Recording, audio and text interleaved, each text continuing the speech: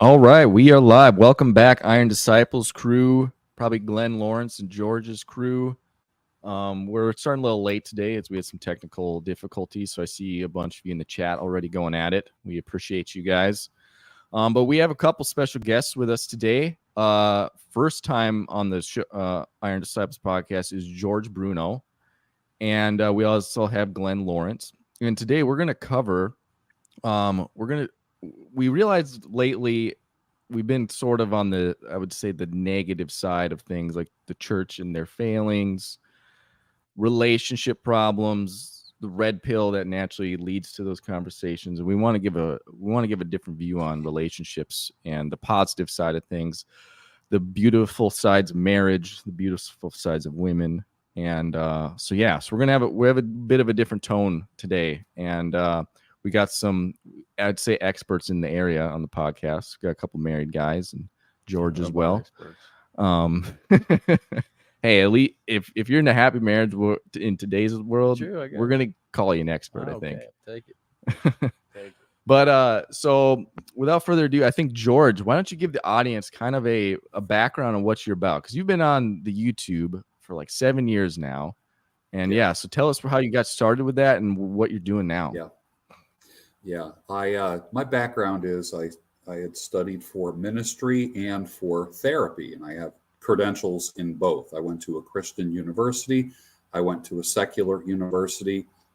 I became a psychotherapist for almost 25 years. I left that world. I also know how to cut hair as well. I come from a hair cutting family. So my dad's a barber, my mother's a beautician, and it was just kind of natural for me to go into that area. When I left doing therapy, my last job was I was clinical director of a psychiatric clinic and had doctors, nurses, therapists, and everybody working for me. And I left that back in the early 2000s, and I went into cutting hair full time and went to the top.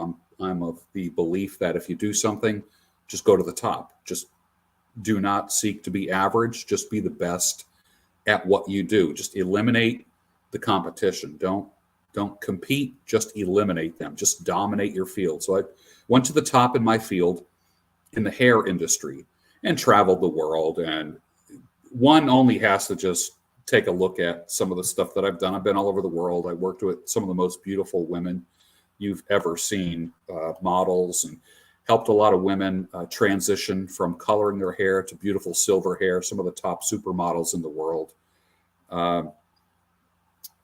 Left that world of full-time hair cutting, doing hair shows, traveling all over the world, and going into men's grooming probably about 12 years ago. And I started doing that. That's when I grew out the beard and started working exclusively with men because men are just easier to work with in general. I went from doing therapy to doing coaching with men because I want to focus on people's futures, not on their pasts. And that has been absolutely magnificent.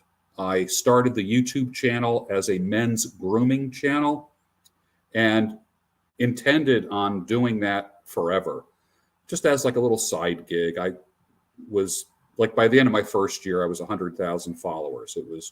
It just completely exploded. And when I started getting into men's grooming, I started talking about things like, when you trim your beard, when you line up your beard, like, don't get rid of the stuff back here. Your hair grows down and back. Like, don't cut it straight down. I used to say that's the balls of your hair. Don't castrate your beard. It's a more masculine look when your beard kind of comes back a little bit. And don't feminize your beard. And I started getting into what looks masculine, what looks less masculine.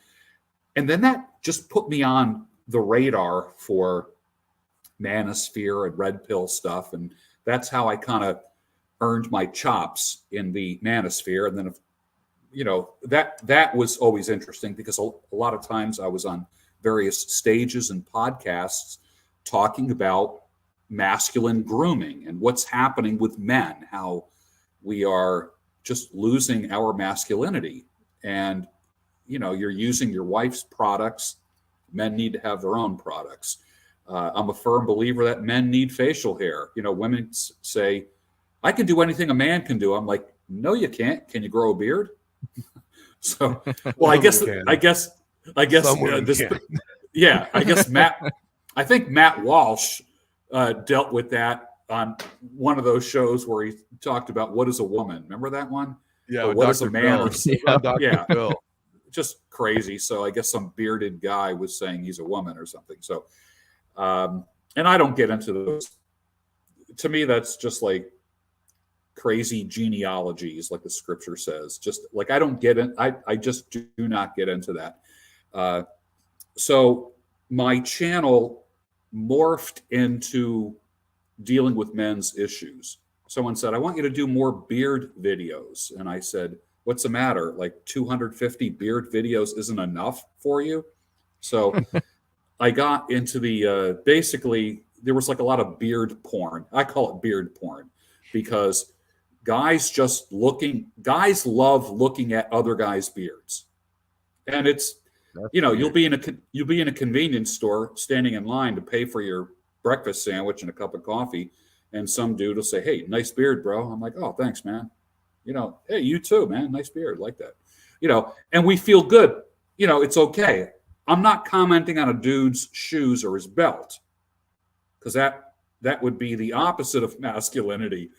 So, but commenting on a beard, I think that's cool. You know, I think there's nothing wrong with that. And I basically branded myself as kind of like a beard and hair and skincare expert for men.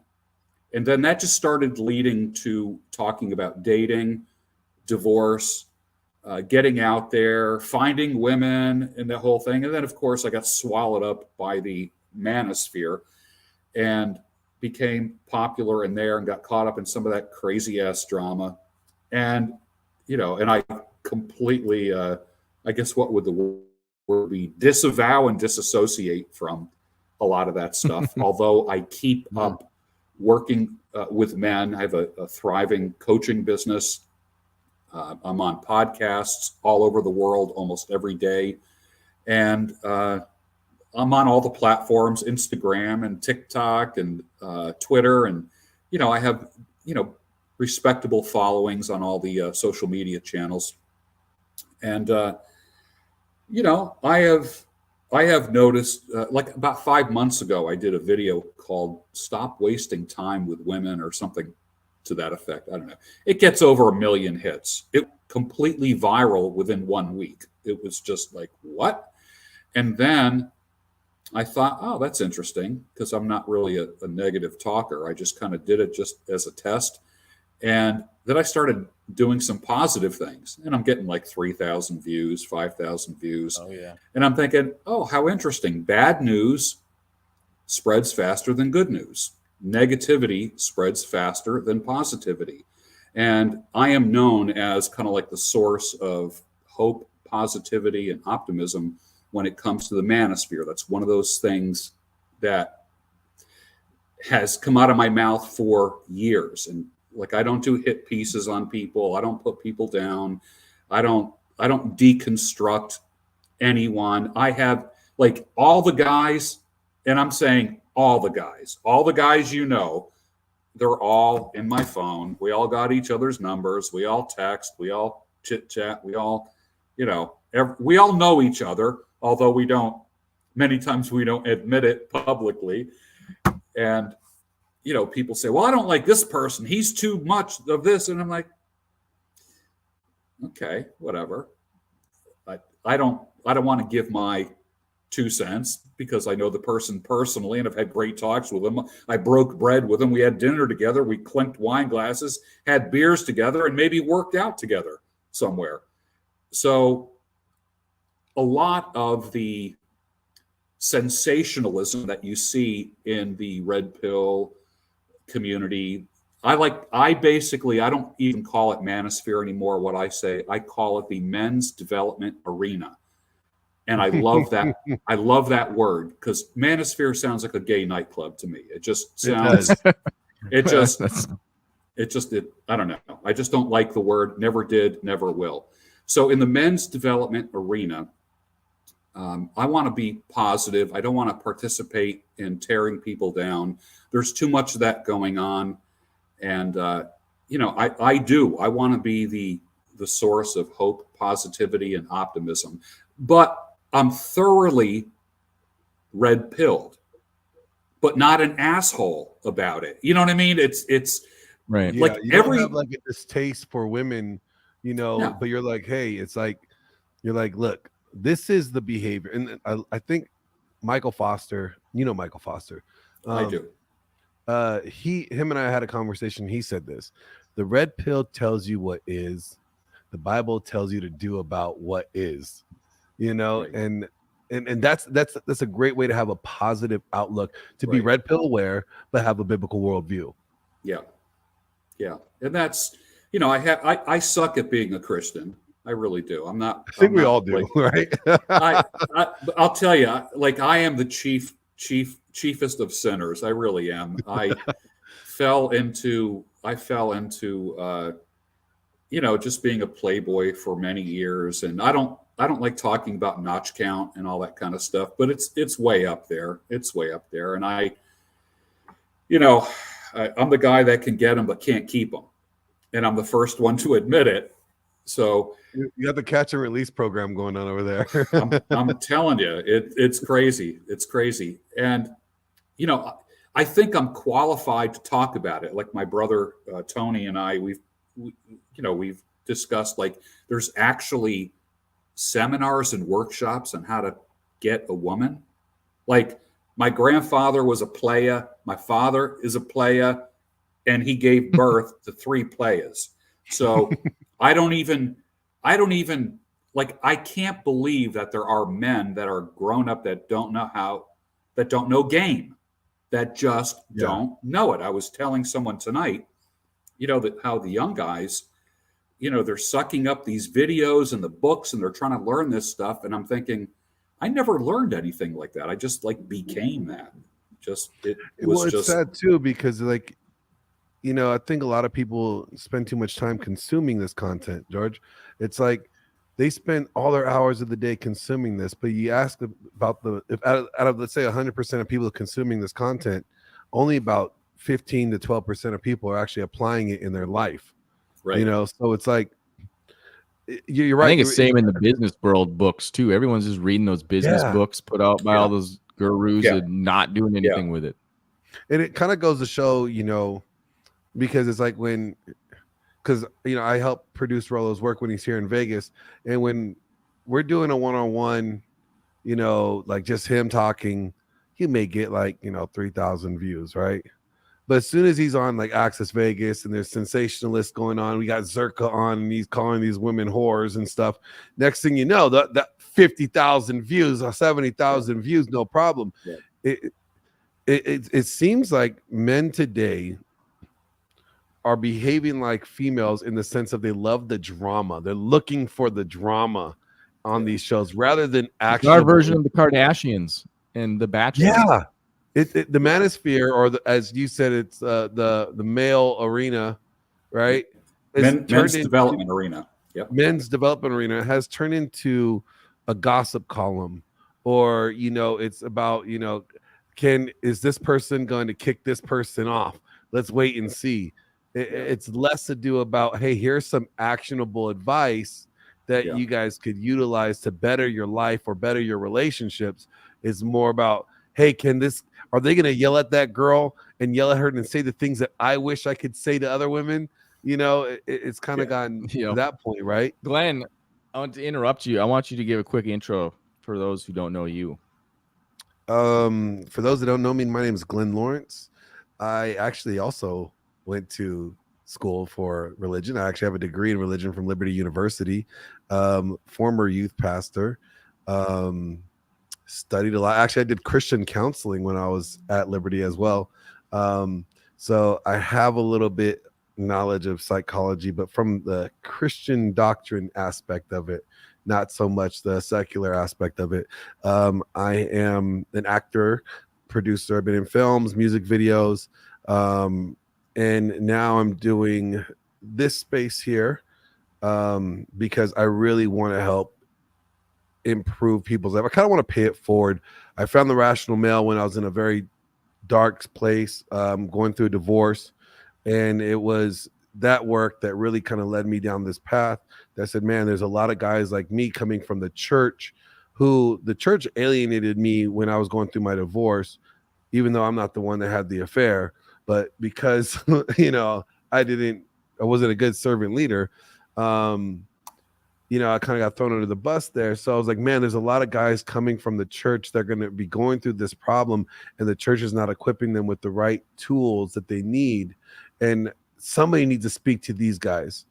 Now, I may not agree with like the body counts, and I may not agree with like you have to have 50, bodies before you get married. I may not agree to everything that is stouted in this, red pill space, but I do agree with the principles. And then when I started diving into the biblical principles of masculinity and what the red pill said, I'm like, man, there's so much here that aligns. There's a bridge right here that we could cross. You don't have to be full 100% adopt everything red pill. You could take your biblical worldview and put on a red pill lens, and then there you go. We kind of get the best of both worlds. And that's really what my heart and mission is when we're doing this thing on here, is really to kind of help the guys that are Christian or that have a relationship with God adopt the red pill lens without having to give up their worldview. I don't think you need to abandon your biblical worldview to live a red pill life. Right. Right on. Amen to that. That was great. I figured I'd open up with kind of a question on this topic to switch gears out of the red pill itself. Yeah. So being that the red pill discourages a lot of men from marriage today, I kind of had written down here, why should young men pursue marriage with the current environment we're in? What is the positive outlook on that? And maybe I will toss it to George first, and then we can kind of go around the table on it. Yeah, I think a lot of guys are listening to other people who've been divorced. I went through a pretty ugly divorce and custody situation, and I was turned off by it. I was turned off by commitment in marriage. And then about 4 years ago, I had a change of heart. And I read the book called The Meaning of Marriage by Tim Keller, which is a classic marriage book. Every man has to read that book. Just read it, and if you can read it through a red pill lens, it'll mean so much more to you. And at that point, I had announced one day on my podcast that I'm open to marriage. Those 3 words, open to marriage, made me lose 5,000 subscribers in one day. Wow. One day. Mm-hmm. And at that time, I probably had about 175,000 at that point. So losing 5,000, it's like, oh, crap, there goes 5,000. But your fan base is very fickle. So you have to be real careful. So if you gather a subscriber base that is 100% anti-marriage and MGTOW and this kind of stuff, a man such as myself saying that he's open to marriage and wants to meet somebody and maybe have kids again and, whatever. I'm very serious about that. Al Pacino, Robert De Niro. I mean, these guys are cranking out the kids. I don't care. I'm healthy. I'm only 63 from the neck up. Just want to let you know. I'm actually about 35 from the neck down. So, but I'm not going to show you proof of that. But no six packs. I'm not going to flash the 6-packs, guys. Okay, so just kind of chill. That's right. The six pack is going to stay concealed. So, for 4 years, I've been talking about marriage and relationship fasting, taking a break, and within relationships, like I said, I can teach you how to get women better than anyone that I know. I don't do it because that's not my jam. It really is not. I'm not a dating coach or anything like that. And anyone who's been the first Christian pickup artist, yeah, you don't want to be the first Christian PUA. Yeah, right. Well, I have been. That's the ugly part about it, is that's why I suck as a Christian. I mean, I have listened to the hormones more than I've listened to anything else. So I've been there, and I've been around the block a few times. But the reality is, I don't know how to keep a woman. I can get them, I can't keep them. And I don't think modern women are very keepable, which is something I've been saying for the past couple months, is that women are destroyers. Men are builders. When I go live on broadcasts, I put my name as builder, not destroyer. Women are demolition experts. 70 to 90% of all divorces are initiated by women. I'm not happy. You're not the man that I married. Well, no shit. You're not the woman that I married, thank God. And I'm not always happy either. That's okay. There's a brand new channel out right now called the Happy Wife School, and I've been bragging about it for a couple of weeks. You got to check it out. And this woman is amazing. And she talked about 10 ways that women emasculate their husbands. And she said her marriage was really on its way out until she realized that she was the one who was messed up in the head, not him, not the marriage. And through her microaggressions and withholding sex and all this kind of stuff, that was almost the death of her marriage. She had this moment where she realized that she is the cause of all the marriage problems that they've had. So she started submitting to her husband, and his reaction was like, "Who are you and what did you do with my wife?" So, but that saved their marriage. What didn't you say, George, that when it comes to marriage advice, and this is where I stand on, the Bible is the greatest marriage advice. And the problem that I like reading Titus. I'm going to read you guys some Titus here. Titus 2 talks about teach sound doctrine, right? We got to teach sound doctrine to men and teach sound doctrine to women. And kind of teach them how to be. It says, but as for you, teach what accords with sound doctrine. Older men to be sober-minded, dignified, self-control, sound in faith, in love, and in steadfastness. Older women, likewise, are to be reverent in behavior, not slanderous or slaves to too much wine. They are to teach what is good, so train the young women to love their husbands and their children, to be self-controlled, pure, working at home, kind, and submissive to their own husbands, that the word of God may not be reviled. We see a lot of men spaces, even the Christian masculinity spaces. They always want to tell guys how to be a good servant leader, how to be, how to serve your wife more, how to, die to yourself and put her on this pedestal. But at the same time, the church, in my opinion, fails at teaching women to, if God didn't think it was important to teach women how to love their husbands and their children, and to stay at home, I don't think he would have put it in the Bible. But there was an importance here to put that here. And the fact that what we don't hear in churches is a sermon to women be like, hey, just as you were talking about, that woman has realized herself that she was the problem. The church kind of tells the congregation, if you're having a problem in your marriage, it's most likely your fault, men. And it doesn't say, hey, ladies, I need you to do some self-reflecting because you might be the problem and the destroyer of your home. Yep.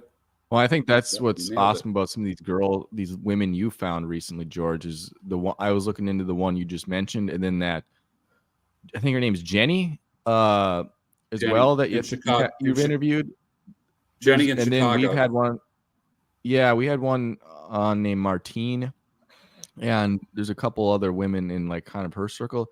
there's getting to be a kind of a movement, I would say, among women online that are promoting a different message, and I think that's great because these are great examples of women men would want to look for, and they are, I think, men can't tell women this stuff. Like, they need women to tell them, I think, each other this stuff, and so we need to really uplift those women in their efforts in getting their voice out there, because they're going to get attacked more than we probably are, in our I opinion. kind of want to push back a little bit about that. Like when God wrote a book, okay, and the reason why we could say to women and to men, "Thus says the Lord," because the Lord said it. You know what I'm saying? He said it. We're not speaking on our behalf. We're not speaking because George Bruno or Glenn Lawrence or the Iron Disciples are saying, "Hey, you should do this." We're saying you should do this because God said to do it, and He wrote a book and gave us instructions on how to live a good life. You know, it's like, think about, and I say this a lot, it's like what we have today now is that instead of husbands loving their wives, we're having wives love their husbands and husbands submitting and respecting their wives. We have everything ass backwards, instead of going according to what God said to do. Maybe, I don't know, this just might be a thought, but maybe if we started practicing what God tells us to practice in our relationships, we could have that virtuous relationship. It requires both parties playing the role that God ordained for them to play. Not play. And I want to get us back to the original question on, like, we're kind of pointing out some problems here again, but like, Glenn, to go back to the original question, why do you think young men should pursue marriage today? And I would say we'll set the context of that as Christian men. I don't think secular men have a reason to get married, to be honest. Well, I will say this.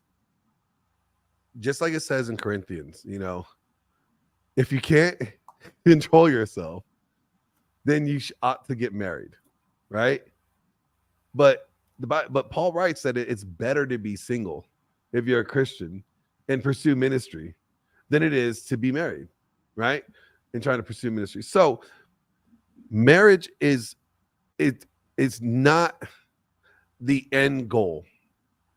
Pursuing your ministry for Christ, doing what God has set you out to do, should be the main goal. But if in that process you are battling with temptation, then it's better for you to get married and try to pursue your goal, that pathway that way. So, you know, should Christian men get married? If that's the desire of your heart, and you cannot control yourself, you know, if you catch yourself stumbling, then yes, you should get married. But the Bible's really clear that marriage is not the end goal. You know, the end goal is your ministry that God has called you to. That's the end goal. Right. So, but let's be honest. What percentage of men have a gift of celibacy? You? No. Not me. Not me, but I get it. Celibacy means you're not whacking it either, right? I mean, am I right on that? That thing is shut down. I would say it's shut down. Right. So what about Adam and Eve too? Like, they were made as a pair in the beginning. Yeah, temptation. You know, so it kind of goes to like, why should men pursue marriage? You pursue marriage, one, if you feel that you cannot control yourself, okay? That's the best way for sex to be exposed, or to have sex, is in the confines of a marriage. So that's number one. You can't control the urge, get married. All right. But the marriage should never take away from the purpose God has for your life. You know, marriage is secondary to the purpose God has for your life. So, okay, you decided, you know what? I want to get married. Cool. Then you have to, first vet yourself before you even go down that road. You know, can you be the man of God that God's going to call you to be as a husband to this woman? and a father to the children that you're going to have, as well as fulfill the purpose that God has for your life. You know, so it's like there's a lot of vetting in the process. I don't think Christian men or men in period should be running to marriage, you know, not weighing out the requirements and the responsibilities that marriage calls for them. You know, that has to be weighed out.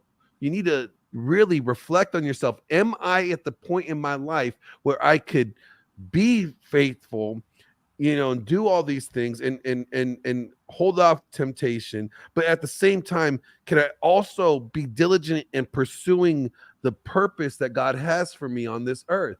If you can't say you think you could do that, then maybe you should hold off on marriage. And then when you're also vetting the woman, let's say you decide you're ready, you want to get married, and that you vetted yourself, now you vet the woman. Is this woman a Proverbs 31 woman? Or is she just hot and she has nice tits and a nice ass and you're thinking with your dick? Now, if you're thinking with your dick, you're going to set yourself up for failure. But is she a Proverbs 31 woman? Is she submissive? Is she going to defer her authority to you? You know, did she respect you and submissive? If she can't, if you're not seeing these elements in her character, then maybe you should still hold off on marriage until you find a woman that is going to be that woman for you. So I think the question is, should men pursue marriage? Yes, if they could check off all the boxes down the line first.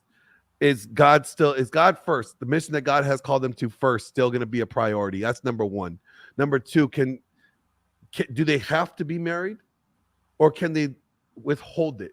If they can't withhold it, can they follow everything else? Are they in a position to be the provider, protector, you know, priest, the leader of their home? Are they in a position to do that? If not, then they should sit back and grow more before they get there. I just don't think that marriage is something that we just jump into, or we think about, oh yes, all Christian men should get married. I think it's something we have to put on pause and self-reflect and evaluate and ask ourselves, do we meet this criteria as a man yet? Very good. Well said, Glenn. George, you were celibate for 3 years. Why did you choose to do that? And why did you choose to come out of celibacy? Yeah, I met a woman when I was traveling and speaking, and I was in Europe. And there was when I announced that I was going to Europe, there was a woman who reached out to me. When you are a content creator, women appear. They put themselves on your radar. And there was a woman in Poland who said, I see that you're coming to Poland. If you need any work done, any translation work or whatever, I'm more than happy to help you with emails and whatever. And I'm like, all right, well, let's I said, number one, are you on LinkedIn? Number two, let's do a Skype call. We did a Skype call and she was beautiful. And I'm like, oh, this is interesting. And so we probably talked for 6 months via Skype. And then we met in Warsaw and fell in love. Like, I was already in love. She was already in love. And we felt like, you know, I felt like this is my wife. She felt this is my husband. And, you know, we consummated right then and there. It was, you know, it just ended up being a beautiful relationship for, you know, for 4 years. And then I would go there. She would come here to the States. And things worked out well. And then the pandemic came, and then there were lockdowns, and then Americans were not allowed to go to Poland. Polish people were not allowed to come here. And so we just said, let's just do enhanced accountability and stay faithful to each other. I don't know, can we do it? And she would say, you know, a lot of men would go off to war and be away from their wives for 2 or 3 years, and women had to hold the fort down. And she said she was, you know, willing and able to do that. And I said, well, as soon as the borders open back up, you know, we're just going to get married. So we started looking at houses and stuff. Anyway, long story short, borders opened up and we were supposed to be married, but that didn't happen. But for 3.5 years, I saved myself, quote unquote, saved myself for her and remained faithful to her. And then when the borders opened up, the relationship fell apart. It fell apart. She kind of went her own way, and for one of a million reasons. And but for 3.5 years, I remained celibate, and that was interesting. That was pretty You say interesting. celibate, do you mean like No sex. No sex. No snap in the turnip? Nothing. Nothing. Prostate is just swollen the whole time. Well, let me tell you that. Well, that's been taken care of. That has been taken care of. That's why I said I'm not a really good Christian right now. So, but I will say 3.5 years. That's the longest. Like I told my dad, I go, Dad, I haven't had sex in 3.5 years, and he goes, Jesus, what's the matter with you, man? You know, and I said, I know it's crazy, isn't it? He goes, I could never do that, and I could talk to my dad like that. I have that kind of relationship with him. And it's kind of funny how it's the longest period of time of celibacy in my life. Longest period of time. So that was what I went through this year. And I jumped back into the dating game, and it's been fun. Half fun, half pain in the butt. Starting from square one, it's like, oh God, I got to do this again, you know. So Isn't it fun? What's it like not dating after? I mean, you had 4 years together and then 3 years celibacy. So is that correct? So that's 7 years together. So we were together a total of it was close to 5 years. Okay. And Okay, gotcha. yeah, and we were going to plan on having kids and whatever. She was younger, obviously younger than me, and things were going in that direction. But I was sure that this was the one. Sure. So when a woman can alter your trajectory with one decision, you start thinking, where's all my red pill books at again? You start, you go right back to the iron rules and all this kind of stuff. So all of that kind of proved itself. And I'm not one who says that all women are like that. I don't do that. Although, hold on, I do have something caught in my throat. Oh, all women are like that. But well, I say that jokingly, but I will tell you this, that I've had a lot of mature, beautiful women on my channel to kind of, like, what I don't want to do is have the fake boob, fat lip, fake hair, fake nails women on my channel. I don't want to do that. Some guys like doing that. That's fine. That's their thing. I'm not going to put them down.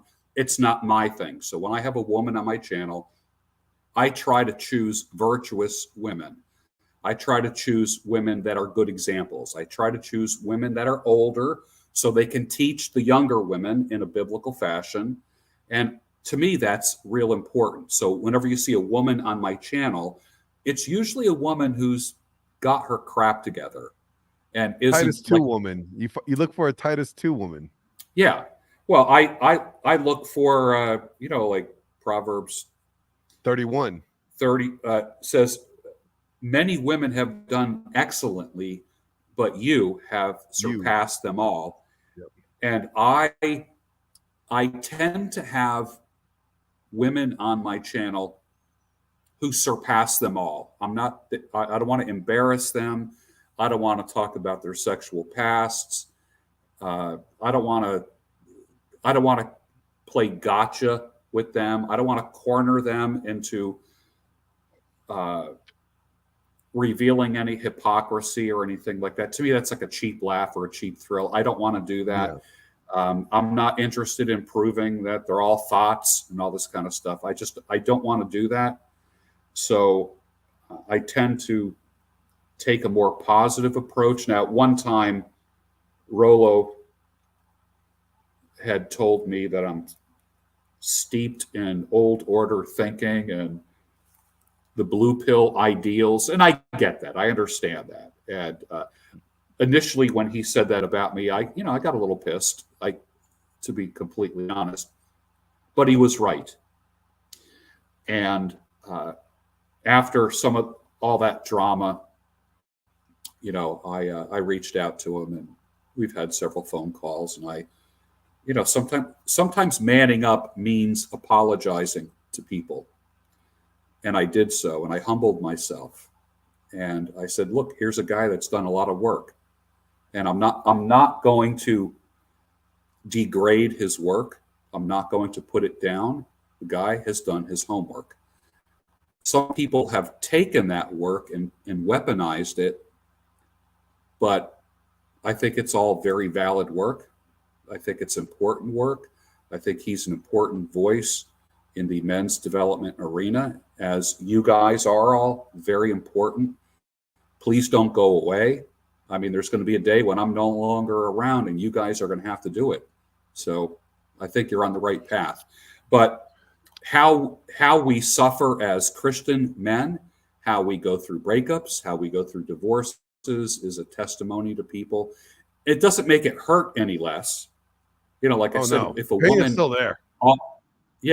A woman can alter your trajectory. I mean, when you're looking at houses and cars and planning your life together and you're enmeshed with each other's families, when that stuff comes apart, is there a Christian way of dealing with that stuff? Probably. And that's some of the virtues.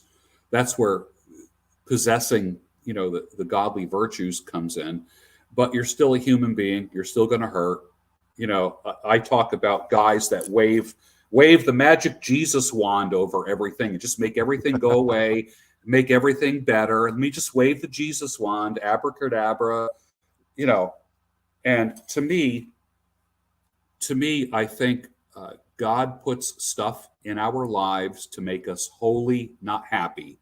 God's more concerned with our holiness than he is with our happiness. And I think that's what marriage is all about. That's what courtship is all about. Am I becoming a better man? There's that great scene from the movie As Good as It Gets with Jack Nicholson and Helen Hunt. And she's begging him for a compliment. She's like, can you just say something good about me? And he says, you have made me want to be a better man. And she's just like shocked. And she says, that is the best compliment anyone has ever given me in my entire life. And I think that really sums it up. Does the woman that you are chasing, does she want to make you be a better man? The relationship that I was in, she made me be a better man. As much as there was like some pretty jacked up stuff at the end, it made me a better man. I woke up in the morning, I worked out, took care of myself, I ate well. I don't want to say rediscovered my faith. It never really left, but I took it more seriously. I started Church of the Total Man. It's a separate YouTube channel where I go through the book of Proverbs, one chapter at a time. And I'm going to keep that going because I think it's real practical for men. It's a church for men. That's what it is. One of your guys in the chat says, is George spinning plates? Right now, I always like to say spin plates, but make sure one of those plates is you. As far as if a chick flakes on you, let's say you got a date on Friday night and the girl says, something else came up, I can't make it. Do not get back on the dating sites and start swiping to fill that slot. You fill that slot with you. That's a good night for you. It's a good night for you to go out to dinner, for Table for One, and I do a lot of that. A lot of people really like it when I do my Table for One broadcasts. It's a night for you to pull out the complete works of Edgar Allan Poe, pour a little bit of bourbon, fire up a pipe or a cigar. You read all night. You still get a good night's sleep. You can get up early. You are a plate that you need to spin. Why do we just give everything up when we're dating? It's like, listen, you're important too. So So if you're gonna go out and she flakes on you, still go out, because she's just an addition to your going out. You are already gonna go out. You still gotta treat yourself. Still take. She doesn't constitute whether or not you're gonna have a good night or not. You constitute whether or not you're gonna have a good night or not, and she 100%. just happens to be along for the ride. That's what happens, Glenn, when we come from a place of joy. Yeah. I remember going out to this one club, I don't know, about 5 years ago, and some dude came, and I did a video on this. And I'll send it to you, brothers. I will. There was a dude that came into the club, and the band started playing, and he was the first one out on the dance floor, and I was with a girl. This was before the Polish girl. I was with another girl, and we're looking at him, and I'm like thinking, who is this weirdo out there dancing by himself? The guy was just like, I wasn't sure if he was like mentally ill or what. I just didn't know. He was just out there, just kind of grooving to the band and whatever. And then I saw one girl stand up, who was like where all the tables were, and she says to her girlfriends, "Hey, come on, let's go," like that. And then within 10 minutes, this guy was surrounded by 4 girls. And they're all like dancing together. He's spinning them around. And I'm thinking, that sneaky little guy there. He knows exactly what he's doing. Now, this guy ended up being surrounded by 10 women. And they were all laughing and smiling. And all the dorks were on the side, like all mad that he was like taking all the women away, all the available women. Well, guess what? He was having fun. He came from a place of joy. His attitude, and I didn't know if he was like a pickup kind of guy or not, but what I did read was this. He was going to go out. He was going to have a good time, regardless if he meets a woman or not. I don't know if he went home with a girl. I had no idea. I don't know, but he clearly was laughing, smiling, having a good time, and was clearly not concerned with the outcome. He was going out there for joy. He was just having joy for himself, and the byproduct of that was the girls having a good time with him. Yeah, and everybody was having a good time, and I think women are attracted to men who enjoy themselves, like real serious manosphere guy. Like, what woman in the world would ever be attracted to, like, she's not yours, it's your turn, and like you know all the lines. I know all the lines. You know all the lines, and not that we tailor our words for women, but the reality is this: is if you're just a manosphere ventriloquist puppet and just letting other people speak for you, and it's your mouth that's moving, then what have you really gained? What have you really gained if all you do is parrot everybody else? Basically a robot. Well, that's what everybody's doing these days, right? They're like, "Oh, I can't date this girl. She's not going to be able to pair bond well." Right. It's like they take out this and I get it. These are good things, to keep in mind when dating a woman, but at the same time, that's just for you. You don't need to tell her like, oh, you know what? The reason why this relationship's not going to work out is because you had 5 body counts and I've only had 3. Don't And preach. statistically speaking, once you go over 5, that's 25% chance of marriageable and the pair bonding. So therefore, we're just not going to work. No, guys, like, those Yeah, they're statistics just, and those you don't things want to are preach to true. the But girl. at the same But time, I want it's to like, turn. go ahead. I was gonna say I want to turn that same question over to Johnny Boy. Oh wow. Oh, here we go. Here we go. Yeah, Johnny Boy, you're put on the spot. What is it? Why should young men get married? That's a great question. I think that depending on who you are, there's there's 2 different kinds of guys. I think as far as I I've begun to understand, there's a guy who wants a wife to like have a wife and be accepted by society, and it's kind of like they don't even know what they really want. They know it's something that's done. And then there's a guy who wants to take care of his wife, and actually like have her be his best friend, say. They're yearning for a depth in relationship that they know that marriage gives them a depth in relationship that they've never had. That's going to be a first, like it's a novel experience, and it will make them hopefully a better man. And I think that's the desire, or should be the proper desire, is to make you a better man, kind of like the movie that George quoted.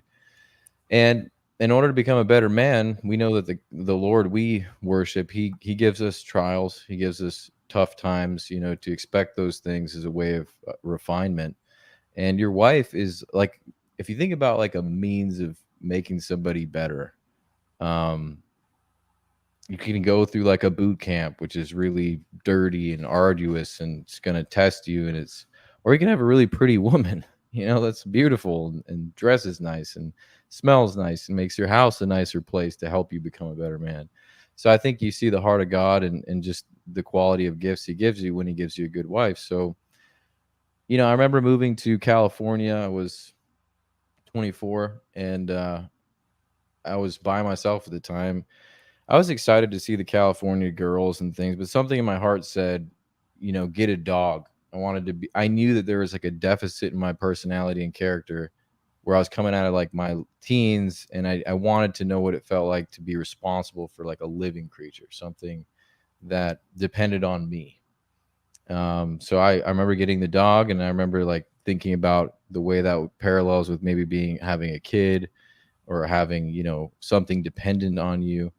And it made me grow a lot. So I remember, it's a puppy. It's shitting and pissing all over the house. We had carpet, so I had to buy this special vacuum cleaner. Yeah, women do that all the time, and like too. every So time hard that to thing clean made up. a mess, dude, it was like a 20-minute, cleaning experience.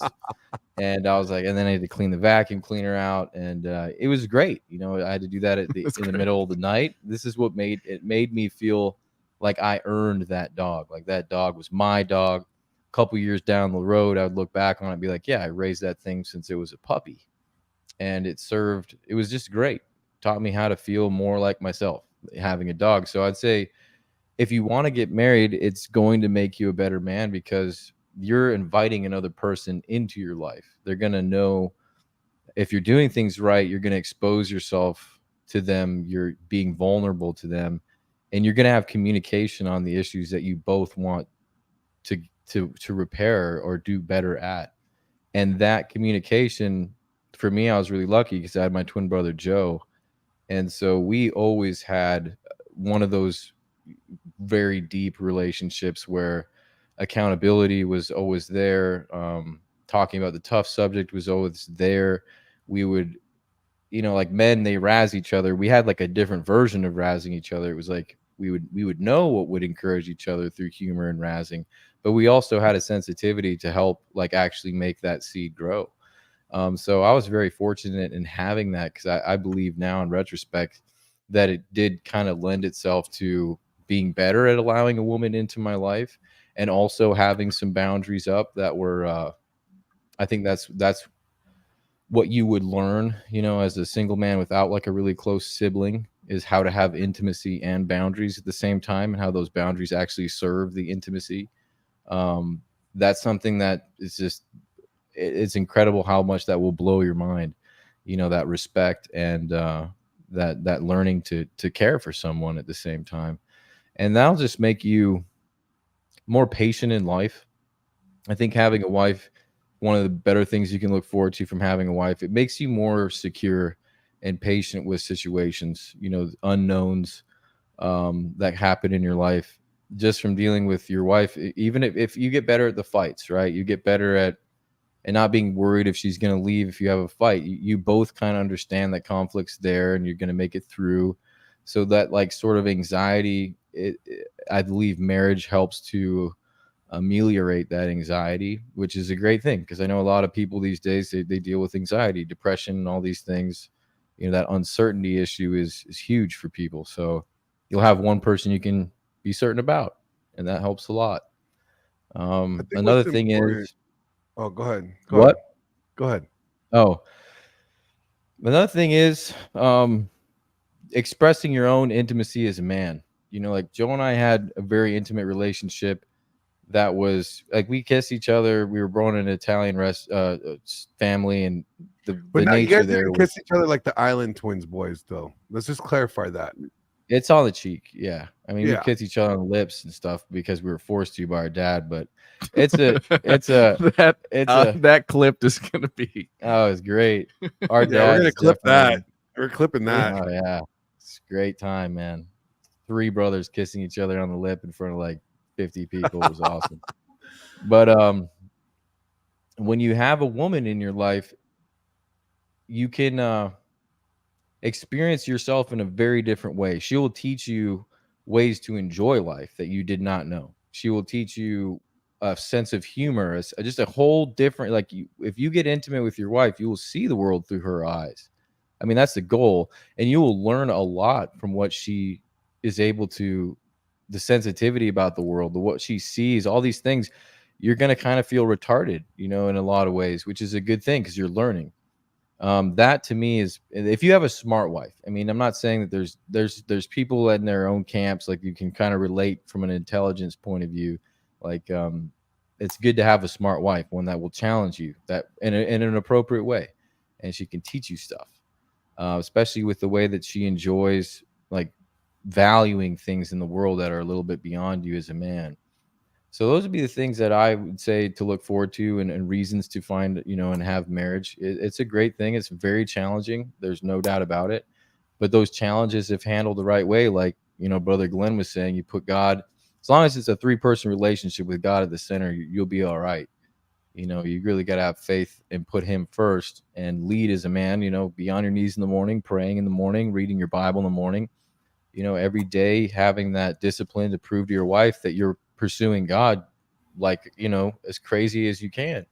And what I see happening is the women actually, you gotta have God. Like, I know this space talks about your mental point of origin, that you need to be your mental point of origin. Rolo likes to talk about that, and I think that from a Christian standpoint, God is the mental point of origin.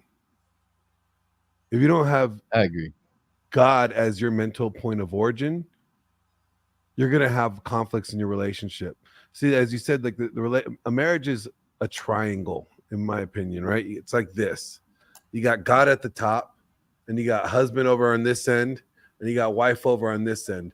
But see how they're all far apart from each other? So as husband is pursuing God and wife is pursuing God, they get closer to that tip of that triangle. They get closer to the peak. So it's like, as both individuals are pursuing their individual relationship with God, they're drawing closer to each other. But if they're not pursuing the relationship with God, they're down here, they're further apart intimate wise. They may have physical intimacy, but they don't have that biblical husband and wife intimacy the way God intended to it, unless they're both pursuing God here. So yeah, I agree. I think that's something that's part of the vetting process of the individual. That, because one thing that I took what you were saying, John, is that you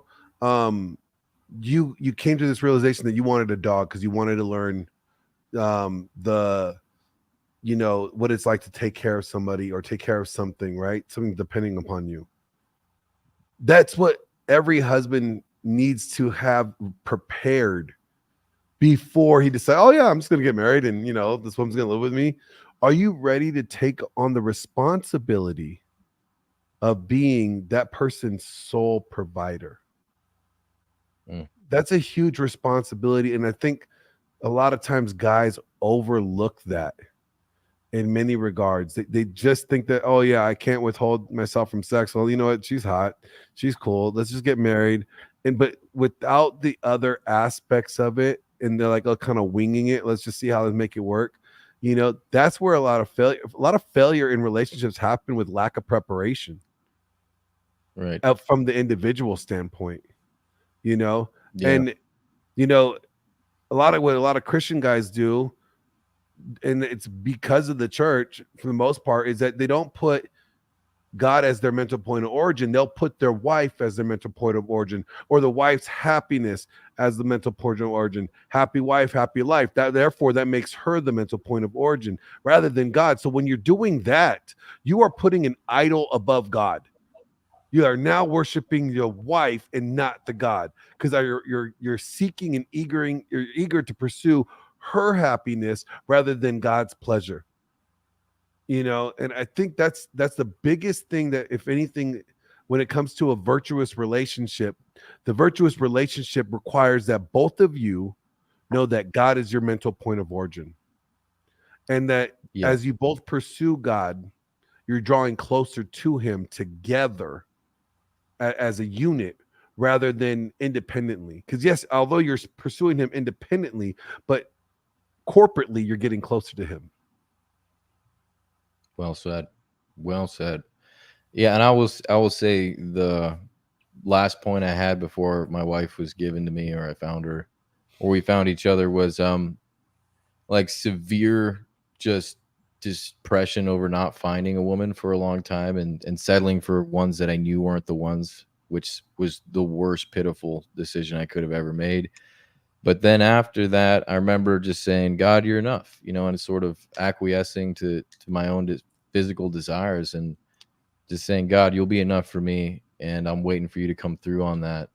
And it was very hard to live by that every day, but it's like, if God promises it should be true. And it was interesting how he's like, all right, if you did that, then I think you can finally understand that the woman's not the most important thing, that I am, and you get a woman. Maybe that's the way God thought about it. I don't know, but I have a challenge to that statement on, they say like God is enough, and I always think about Adam and Eve, and God saying, like, Adam had a direct relationship with God of like talking to him. Mm-hmm. That wasn't enough. He had to create him Eve.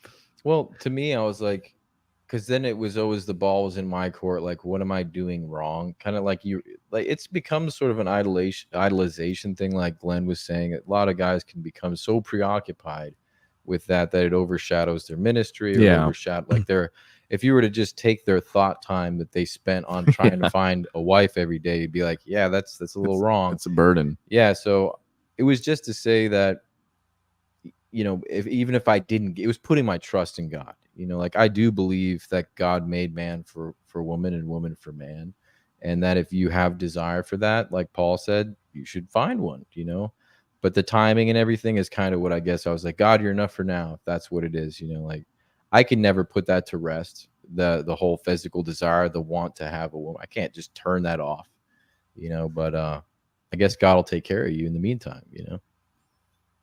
Well, it's like Paul writes, there's this thorn in my side here, right? And I pray for God to remove it from me, but he hasn't removed it for me. Oh, well, so what I'm going to do, I'm going to have to live with and learn to adapt and overcome this thorn in my side, this pain here, right? And sometimes when we're talking about relationships, it's like we have this eager desire to be in relationships, but then we settle for not woman of virtue.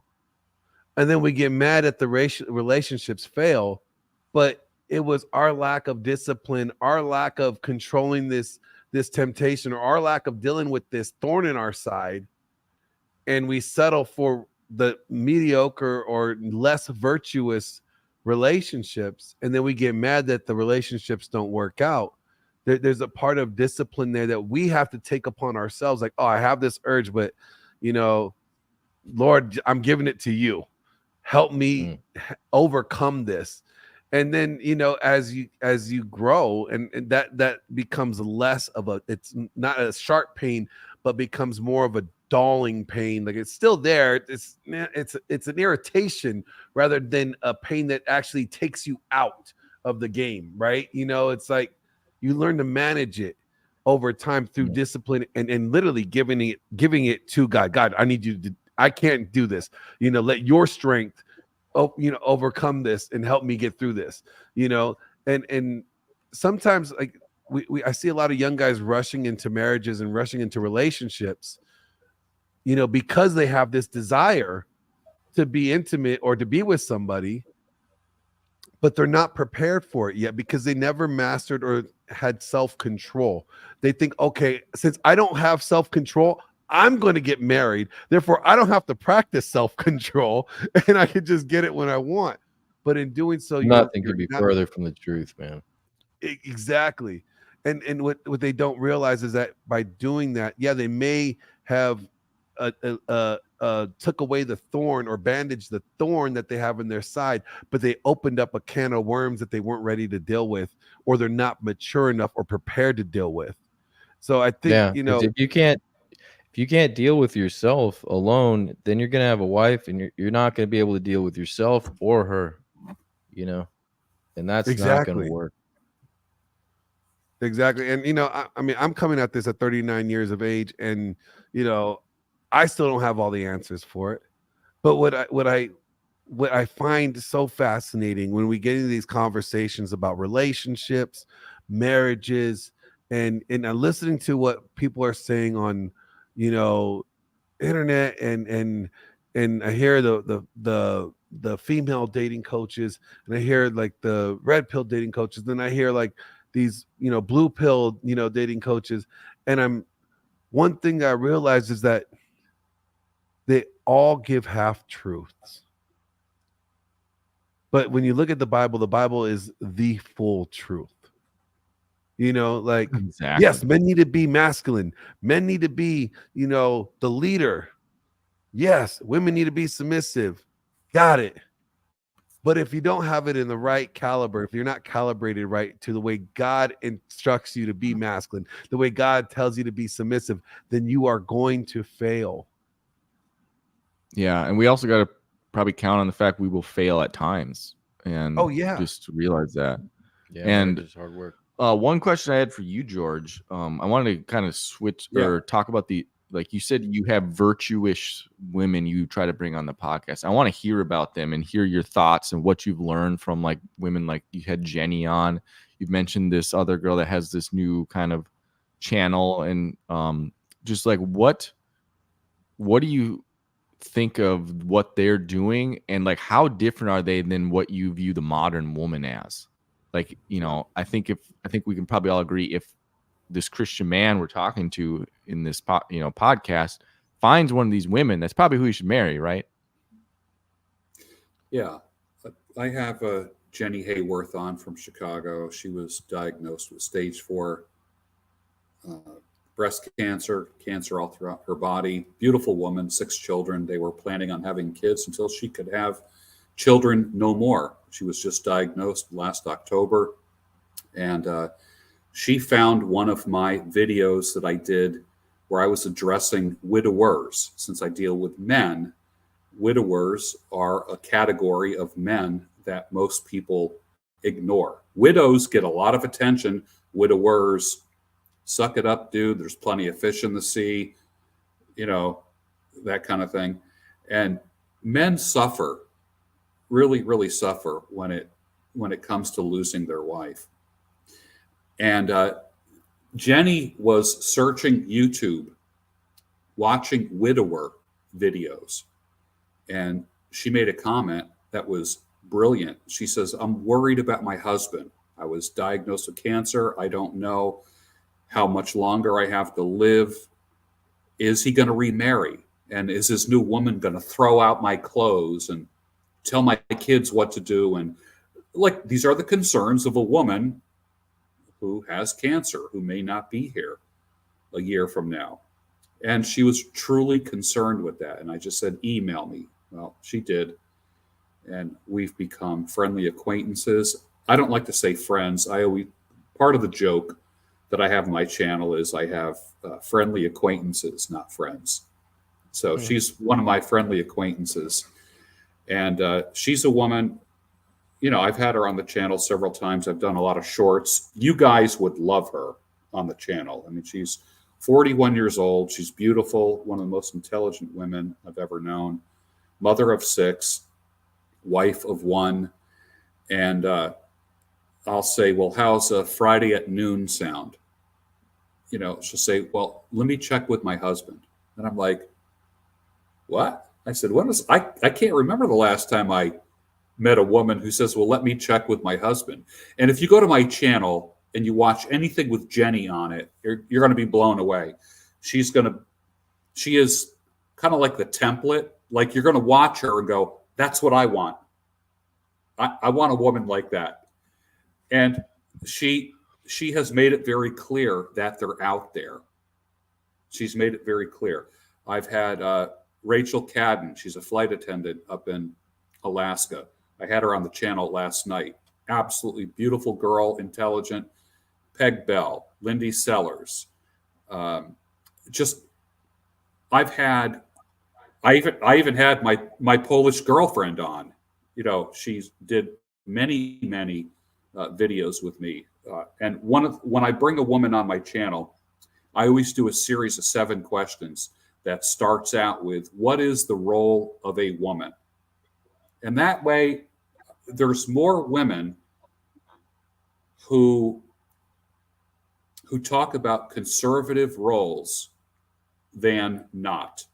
But it's always just like the thoughts that are getting all the attention, all the Vegas girls and all this kind of stuff. There are good women out there. I've had women who hate my channel, and they email me something nasty, or they make a nasty comment. And I'm like, well, come on the channel. Come on, let's talk about it. I don't need to block you. And after talking with them, we end up agreeing. We see eye to eye on things. And I'll say something like, well, do you have any last words for the audience? And a woman will say, and they're all saying this, I just want your men to know that there's good women out there. And they all say that. It's a trip. It's a trip. So I'm not saying I'm attracting all virgins to the channel, because there's the no hymen, no diamond guys. I know those guys. I know those guys, and I've been on their channel. They've been on my channel.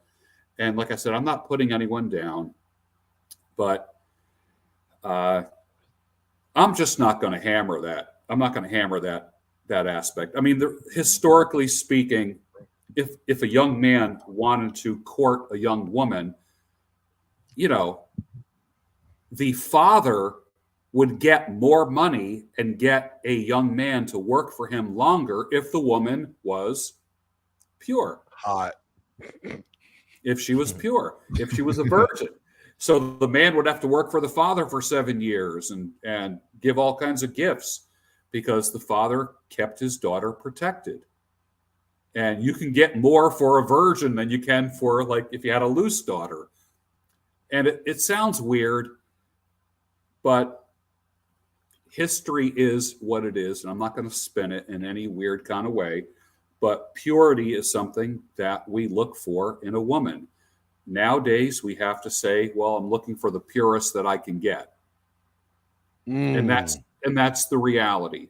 That's the reality. And well, I think you hit something on the head, George, there, the role of the family when it comes to marriage. The father played a huge role in vetting the man in their daughter's lives, right? Yeah.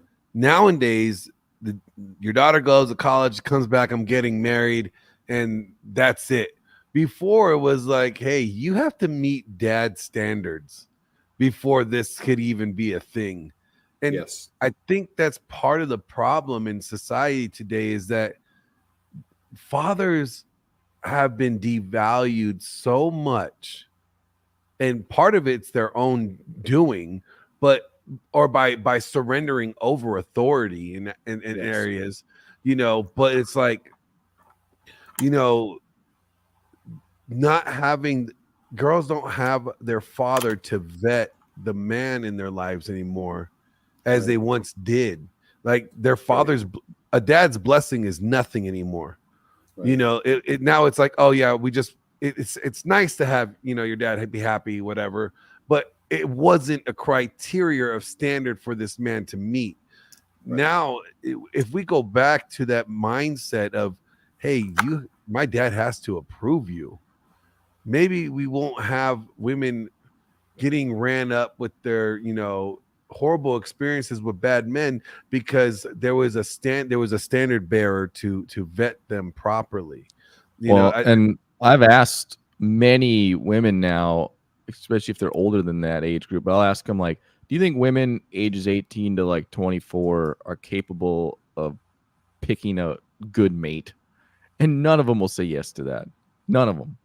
I mean, I had one yes to that. So they all know intrinsically or like within themselves that they are terrible at this during their, especially their younger years, because they make these decisions. So I'll say it goes like to the belief of like women's intuition too, right? There's more like, instead of a father vetting somebody, right? The real thing now is like my female intuition or woman intuition, which has doesn't work not well. been proven correctly. Like if women's intuition was so sound, right? One, Eve wouldn't have been deceived in the garden. Two, every time you got with a guy and the relationship didn't work out, and because you find out he was a piece of shit, your female intuition would have kicked in and said, this dude's a piece of shit, you shouldn't get with him. But their intuition fails them at times. See, so like that's where it takes that father, right, to be that soundboard, to be that standard bearer, be like, hey, I know you got these butterflies with this guy, but this guy does not measure up. You know, I don't think it's an age thing, because we're seeing women even in their 30s and 40s still struggling with this same problem of picking the wrong guy because they don't have a standard bearer in their life to say this is the standard of a man. My kids live home until they're married. My son got married last fall. He lived at home until he got married. My daughter told me earlier this year, she just turned 27 today, as a matter of fact. She says, Dad, I want to be a wife. Birthday. And yeah, Anna, her name is Anna. And she says, Dad, I want to be married. I want to be a wife and a mother. And I said, okay, sweetie, I'll be praying for you for that. You know, and she will live at home until she gets married. She's not going to go, and neither are my sons, going to go and travel the world for 10, 15, 20 years, screwing everything and running around, getting experience, getting hurt, and all this kind of stuff. I didn't raise them that way, even though that it didn't work out with me and their mother. They're living at home until they're married. And the thing that I have told my kids over and over, and I actually texted my oldest son tonight, rather than trying to control their lives and then getting resented, which has happened on occasion with me and my kids. What I basically communicate with the kids now is one message. I stay on message, and I've been doing this for about seven years. My kids are 21, 25, and 27. And it's this: I love you and I believe in you. That's it. No commentary. I'm here if you need to talk to me. That's it. I don't offer my opinion anymore because that just creates a divide. My thing is this: hey, if you ever want to talk, Dad is here for you. It doesn't matter any time of day or night. You know, do not disturb goes on at a certain time every night, but my family can get through that do not disturb thing on my phone anytime. I love you and I believe in you. I may not hear back from them for a week, I might not get a text back for a week or something like that, but they do know one thing: their dad loves them and believes in them, and that is it. That is my message. I have one message for my kids: I love you and I believe in you. And so far, that has turned out pretty good. Did your sons? You told me you came from a long line of players. Did your sons follow Yep. suit, or did they break the Yep. cycle? No, they didn't break the cycle. They didn't break the cycle. They're it's just, When you're a handsome guy, you're You- a handsome guy. you- You just can't nothing to do with it. my kid. I mean, my boys and my boys and daughter witnessed me being a single man. We're out and about. We go to a diner, get a bite to eat. Pretty waitress comes over, and I just can't. Game is a lifestyle. It's not something you turn on and off. In my day, we just called it charisma. You were a charismatic person. It wasn't game. It wasn't step 1, step 2, step 3. Escalate this, touch her here. If she sits this way, it means that. If she sits this way, she touches her hair. It's like, be charismatic, work the room, be the guy in the room, be the friendliest guy in the room. When I was in Christian University,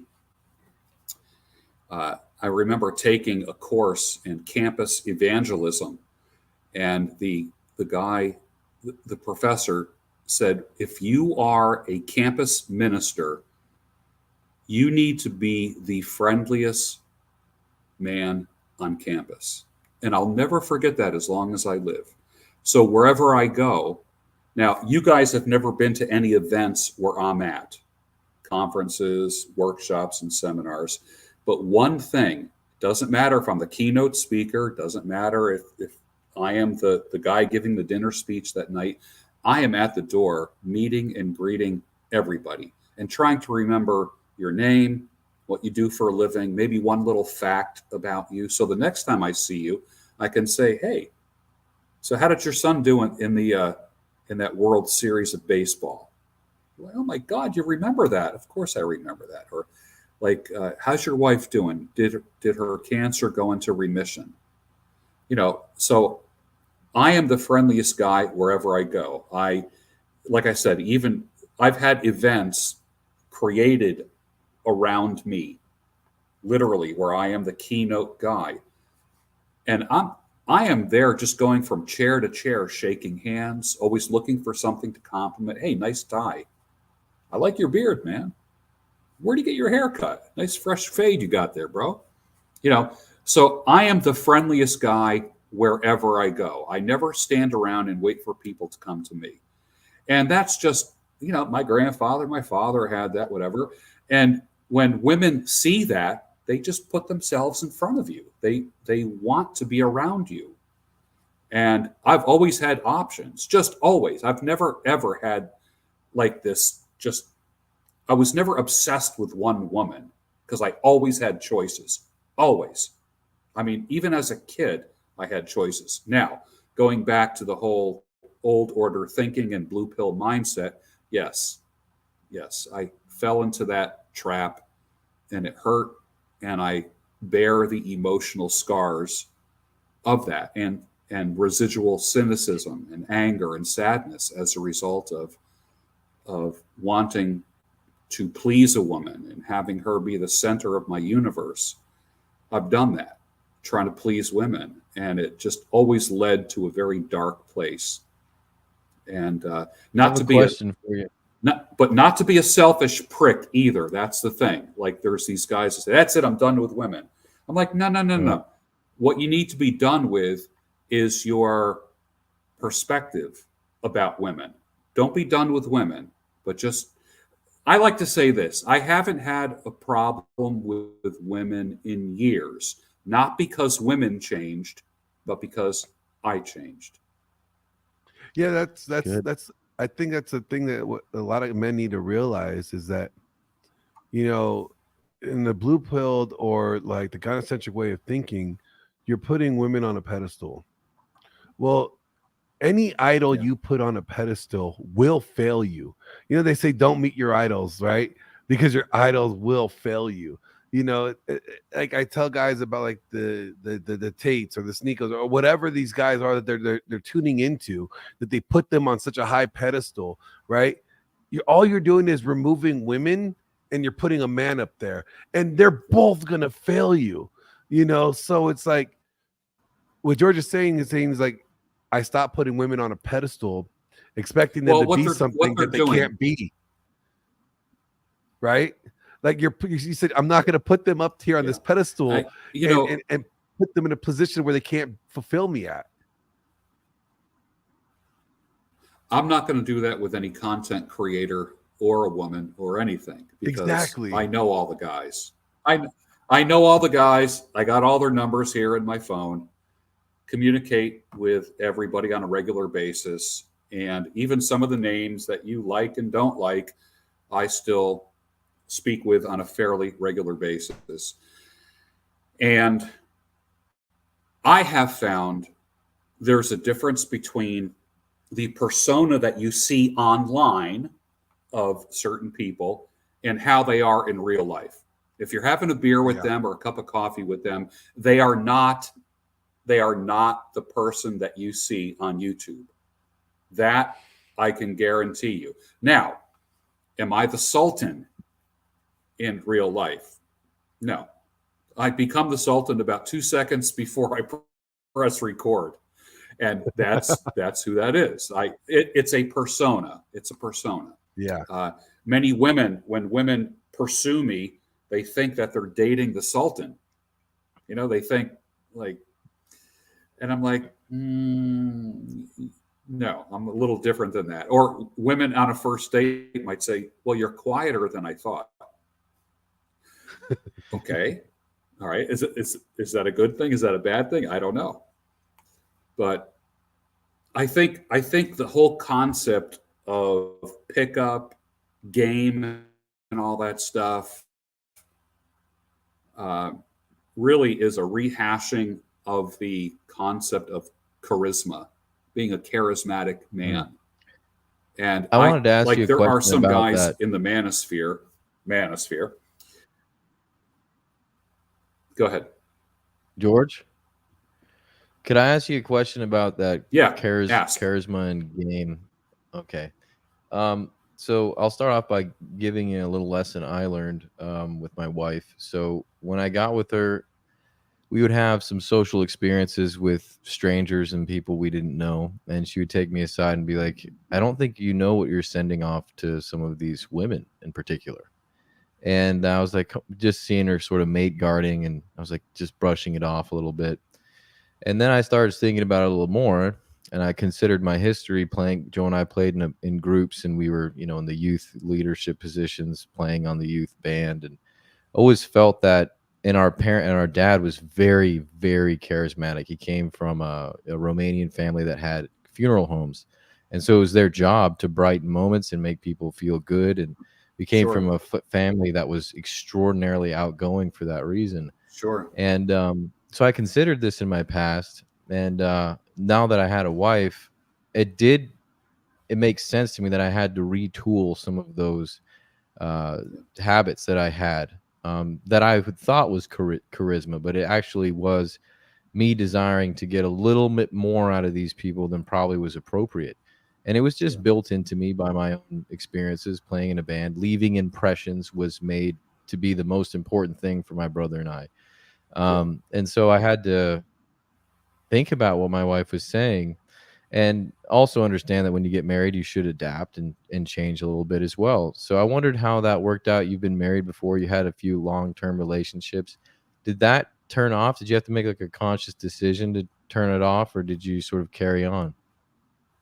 You know, one of the things that, you know, a lot of us jokingly say what we want in a woman is like, don't get fat, never turn me down for sex, and don't embarrass me in public. Like, and I think that door swings in both directions. I don't want to embarrass my wife in public. I'm not interested in acting superior to anybody or to her. My job is to love my helpmate, just to love her. Her job is to be subject to my love, not be a slave, but to be subject to my love. Even in my dating life right now, I still hold the door open for a woman, period. When I go on a date, I open the car door for her. That's what I do. Some people would say, don't do anything for a woman. I know people that say, do nothing for women. And I've had people, actually strangers, come to me and say, we're just watching you guys. We're just watching you guys. And like, wow. As I hold the door for her, I don't sit down until she sits down. And I'm not talking about being like this white knight kind of guy. It's just that people recognize two mature adults who are fond of each other, respect each other, and have their little proprietary ways of showing each other love and respect and care and appreciation. And that doesn't get turned on or off. That has to be on at all times. So when we go out, people notice. They're like, I've seen people say, look at what he's doing.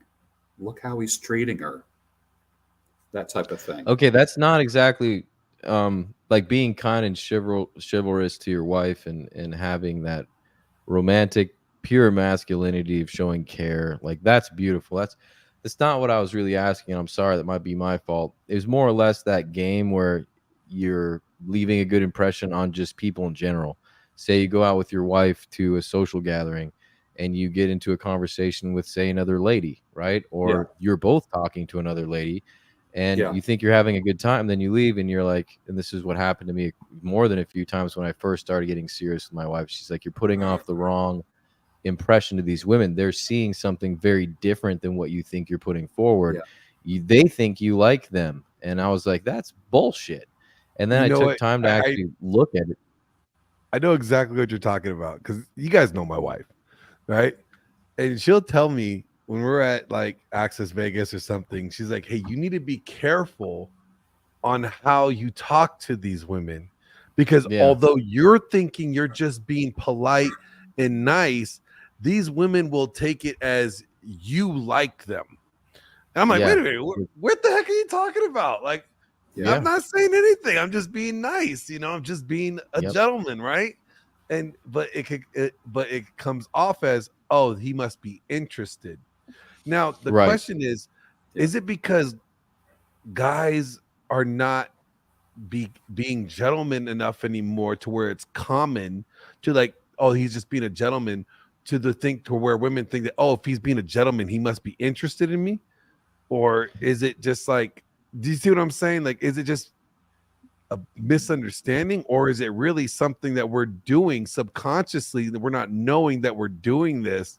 I think there's boundaries that we need to have as men, and I think it's up to us to initiate those boundaries. I model for my wife how I want her to treat me. I don't want her like, this woman was by my side as I traveled the world.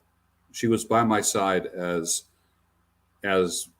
we interacted and socialized with very well-known speakers, YouTubers, and content creators, influencers, men and women.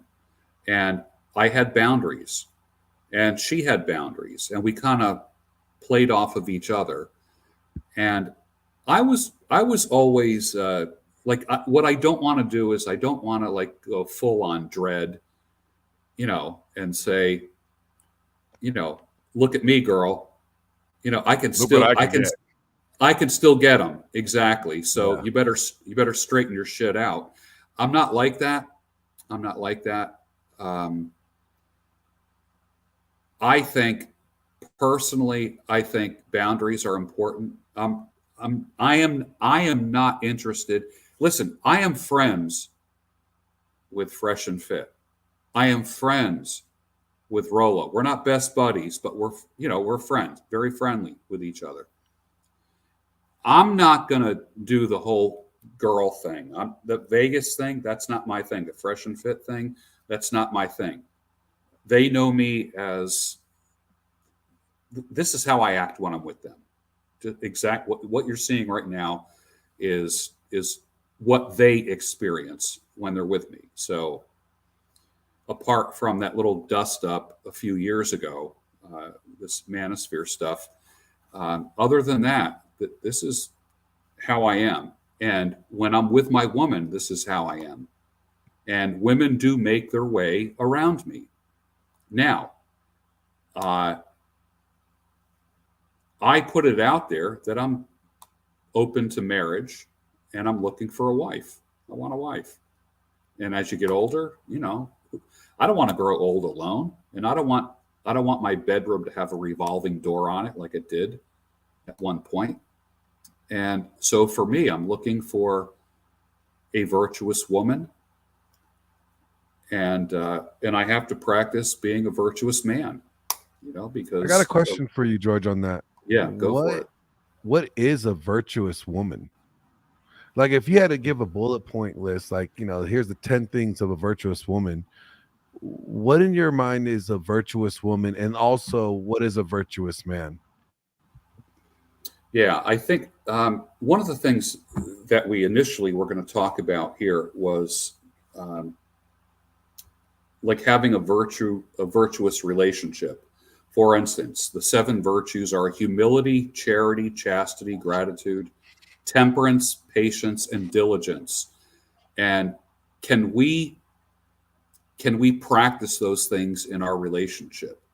I want a woman who is humble. I want a woman who is charitable, who loves people, who loves the unlovable. I want a woman who is chaste. I want a woman who has gratitude and is happy for the things that I provide for her. I want a woman who has temperance, which just means self-control. Modern women have 0 self-control. Modern women don't have patience anymore. They want it and they want it now.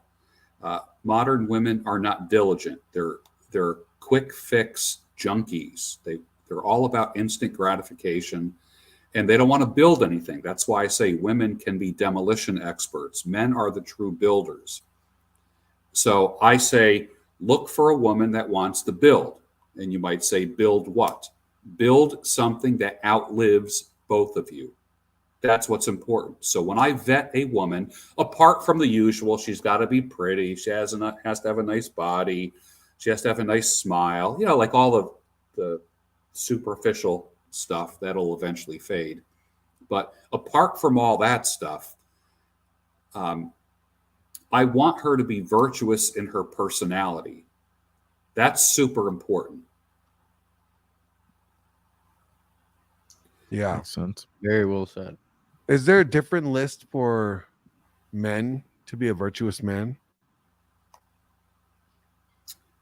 I think as men, we're commanded by Scripture to love our wives as Christ loved the church. That's a hard one for me because you know how Christ loved the church. He died for it, and it's like, damn, I got to die for my wife. Like everyone in this world is asking men to die, now I got to do this. But I think that, I don't want to say that's hyperbole, but I think it's natural that provider, protector, be present kind of thing, or Rollo might say parental investment, that type of thing. I think those things are really important. We saw in Vegas in 2017, men diving on their women when they heard gunshots. Like, what? And it wasn't even just their women. Yeah. It was just women. They were jumping on women that they had no relationship with. Yeah. To protect them from the bullets. Now, is that old order thinking? Were they blue pill? I don't know. I don't even want to. I think it's just a natural reaction. Yeah. It's instinctual. We go between the harm and the woman and at a natural reaction. It's almost like God designed us that way. Yeah. To be that provider, protector. And I did a video, I don't know, about a month ago where, and I got a bunch of shorts, YouTube shorts that are going around and on Instagram and on TikTok. I encouraged a lot of my followers to make clips of my videos, and there's thousands of them out there right now. And I said, make some money, dude. Just clip my channel and make some money. I said, I get people. I said, just make sure you hashtag me and send people to my site. But go ahead, make some money, man. Clip all the videos you want. So there are actually people who are making entire channels and monetizing them with my videos, doing 60-second videos. But one of the things, one of the most popular ones is if you're walking with your woman down the street and there's somebody questionable coming down the sidewalk towards you, you want them to size you up in about 3 seconds. And that needs to go like this. Ooh, I better not fuck with this guy because he looks like he can fight back, or he looks like he'll fuck me up. And I've got that, like I will never be a fucking victim. Pardon my French, guys. I will never be a victim. And I make eye contact with people. And I do not turn my face away from someone who is threatening me. My look back is, you want a bamba? You know? I'll be a huckleberry. You want to chill with the big boys? Come on. So I do not screw around when it comes to safety of family, loved ones. And I want people to say, this guy could possibly fuck me up. So we'll pass on the guy with the gray beard. And I got a question though. Here's a question.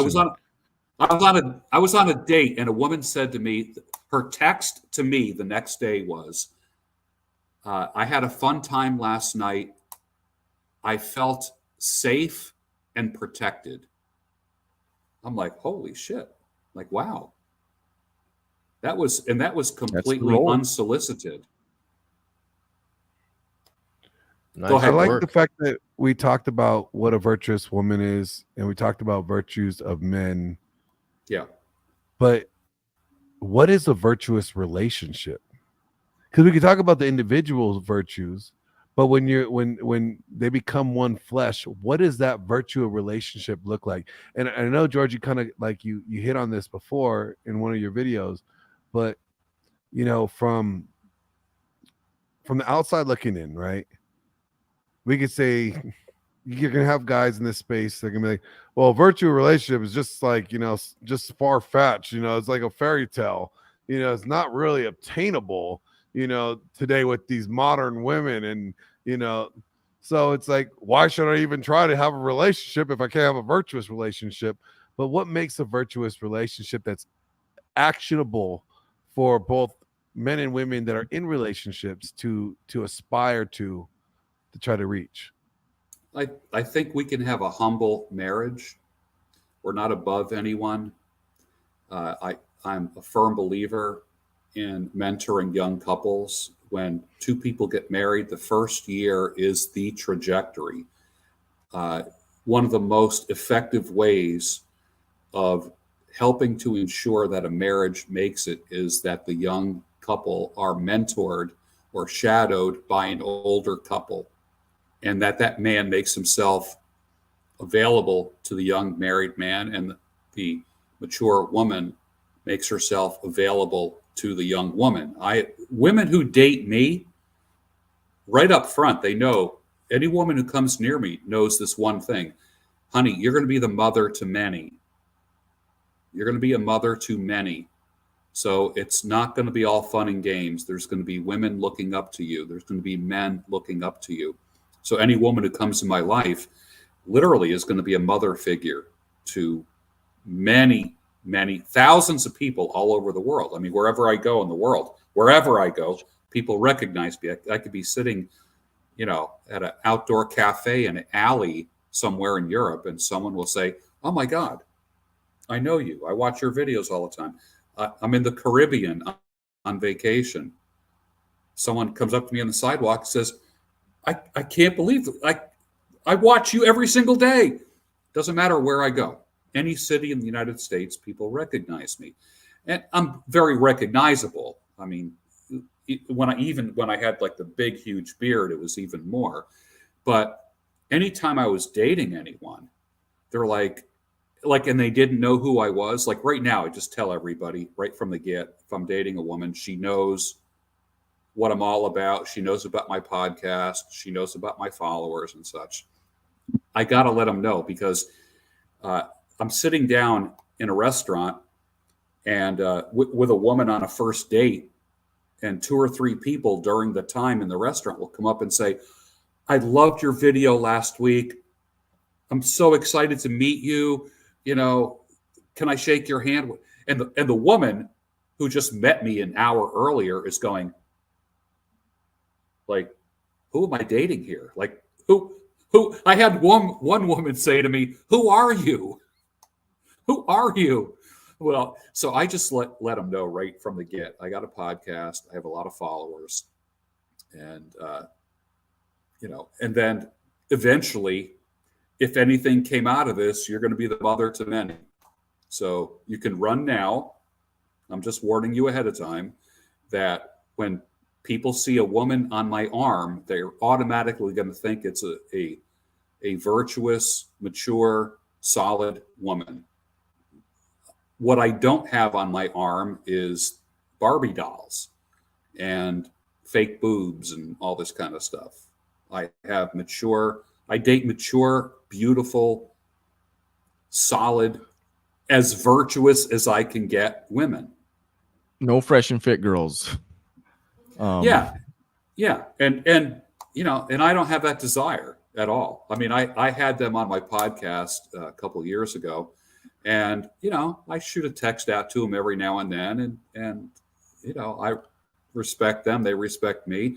It's not my cup of tea.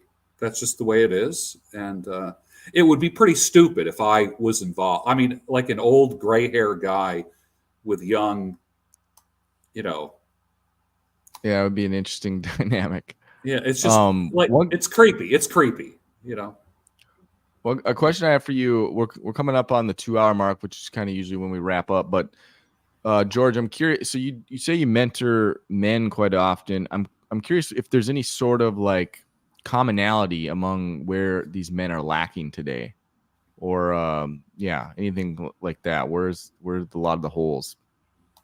Yeah, my demographics go from about 18 to 40. That's where the largest concentration of men is, from about 18 to 40.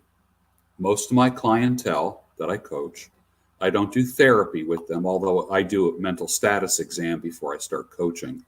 And most people are in coaching with me for a few months at a time. I've had only a few people that are with me for a year or more. After we're done with the coaching, then we go into mentoring. Coaching is homework, and they have to be accountable. They have to report to me, that kind of thing. I don't, basically when you're a coach, people are paying you to be an asshole. That's what it is. They're paying you to be somebody who's going to be tough on them, give them hard deadlines and accountability. And that's what I do. After all that's done, it's mentorship. It's kind of like gentle fatherly guidance, the same kind of stuff that I do with my own children, except it's now free. They pay for the coaching, but they are my boys forever, and I will be their mentor and always available to them. And as a result of that, I get wedding pictures. I get pictures of first children being born. I mean, I have a bulletin board where I got pictures of all the people that I've worked with. People send me actual photographs, not just JPEGs, through my email, but they actually send me pictures. And I have just hundreds of pictures of people that I worked with, and I look at that and I pray for them. I have one guy who's in his 70s. One guy who's in his 70s, and he said to me recently, "You are the father that I never had." And he's older than me. So I think I think that's pretty trippy. I've got one guy that's 81 years old, And It's awesome. yeah, Very cool. so George, would you say that? Well, like, guys, do you have it? just wanted to ask a quick question. When you look at like male role models, that's what I like to tell guys. Look at the character of God. Just read the Bible. Look at the character of God. yeah, If you want to know what a man's supposed to be like, yeah, emulate the Creator. yeah. You know. So when you're counseling guys and you're hearing where their struggles are, like, do you see that the struggles are because they're adopting a secular worldview on what masculinity is and what a man's supposed to be, or are they just not able to emulate the characters of God and seeing that as in a man?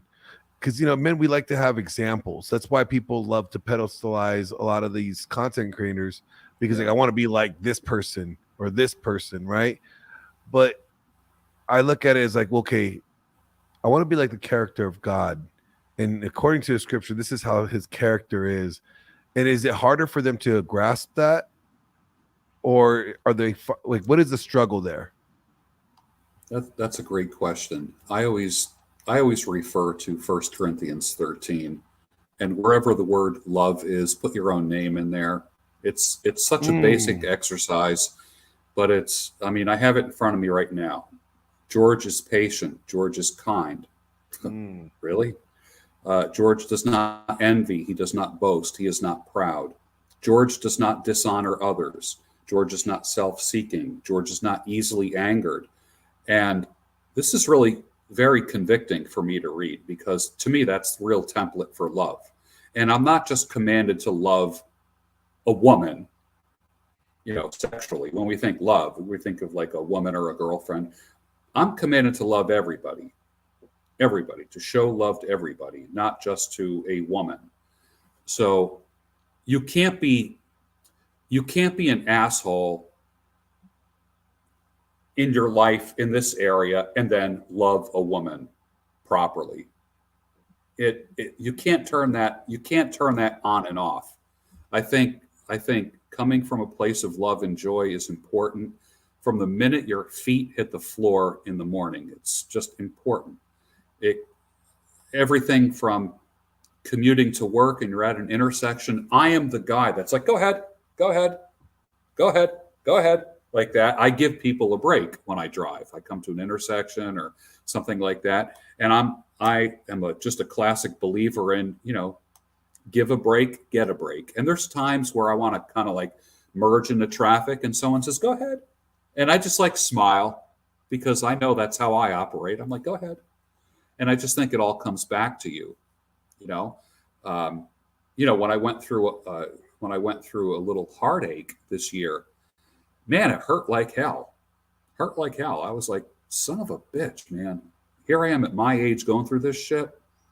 It bummed me out. And I was working with men who were going through heartbreaks, and I'm thinking, okay, what can I teach them? I can only teach them that which I have practiced. That's it. What I'm not going to do is teach men one thing and then live life another way. I'm not going to teach about being a peaceful man and then be punching holes in my walls or cursing my woman out or something like that, you know? So I think it's like Jenny says, and I encourage you to watch all of my interviews with Jenny. Just, it's life-changing. As a matter of fact, eventually, before the end of this year, I'm probably going to do a video on how a dying woman taught me how to live. Wow. It's that profound. So, but she talks about suffering a lot, and because she's suffering. Here's this woman with a charmed life, a husband that makes good money, 6 children, a beautiful home, a housekeeper. I mean, the whole thing. I mean, a great life. And here she is receiving a death sentence. So as a thinker, she's had to think about suffering as a Christian and what is it doing for her.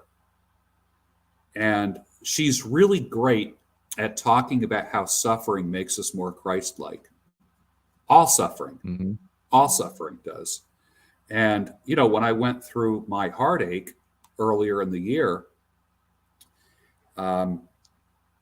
I was angry, I was sad, I got cynical, I almost put it in reverse and went backwards. You know, in the past, my reaction to this stuff was turn my bedroom into a revolving door and just numb the pain with sex. Some people drink, some people use drugs, and I would just go somewhere and bring a woman home or go back to her place. And that's how I lived my life for a long time. And it was a secret life. It was not something that I was very proud of. So when I hear about men talking about picking up girls and game and all this kind of stuff, I'm like, you have no idea. You have no idea.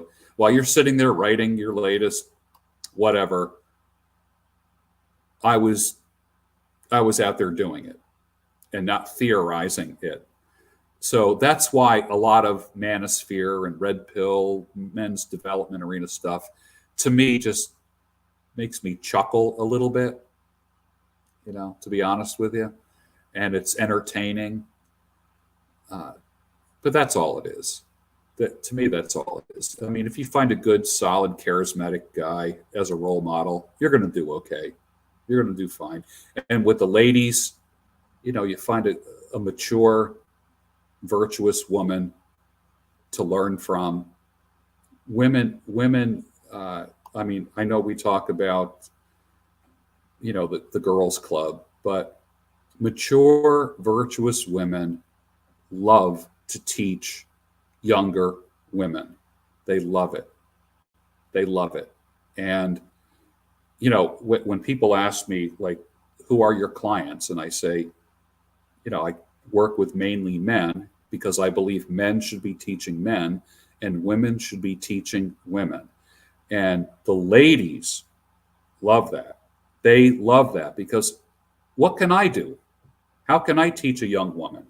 I do have some young women that follow me that would DM me for several years now. They're looking for husbands. They want to be a mom. They don't know what to do. You know, and I've tried fixing some people up, some of my subscribers and things like that. And I don't think it has worked at all. I kind of did experimented with the arranged marriage kind of thing. Never really worked out. Although my grandparents had a arranged marriage. So that's not very foreign to me. I literally had grandparents that had an arranged marriage and stayed married, you know, until my grandfather died. And then my grandmother remained faithful to him until she died many years later. I mean, That's a concept that is just like that's, you know, women are usually on a dating site a week after the husband dies, man. His body isn't even warm yet. He's in the ground. Well, it's not even cold. And the